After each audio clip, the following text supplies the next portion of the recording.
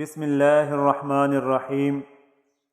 محنت سے حلال کماؤ گے تو جسم خوراک کے علاوہ اطمینان سے بھی بھر جائے گا، اور حرام کا لقمہ تمہارے اور اہل خانہ کے پیٹ کو آگ سے بھر دے گا۔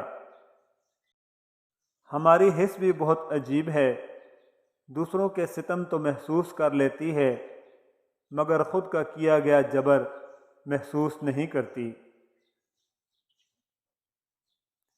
حسد منہ کی بدبو کی طرح ہوتا ہے، جو اپنی تو محسوس نہیں ہوتی لیکن دوسروں کی فوراً محسوس ہو جاتی ہے۔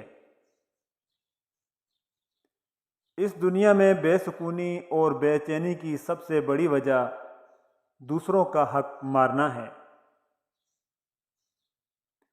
دوسروں سے چھین کر اپنے بچوں کو کھلانے سے بہتر ہے کہ ان کو بھوکا رکھا جائے۔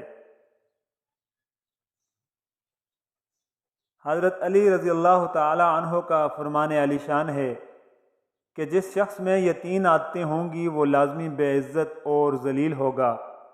نمبر 1 فضول خرچی کرنا، نمبر 2 جھوٹ بولنا، نمبر 3 بہت زیادہ غصہ کرنا۔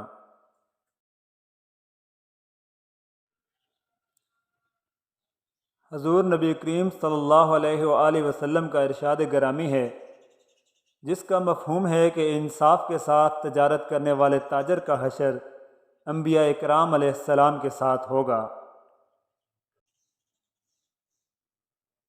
اپنا درد محسوس کرو گے تو تکلیف ہوگی، دوسروں کا درد محسوس کرو گے تو نہ صرف اپنے بھول جاؤ گے بلکہ حقیقی سکون بھی میسر آ جائے گا۔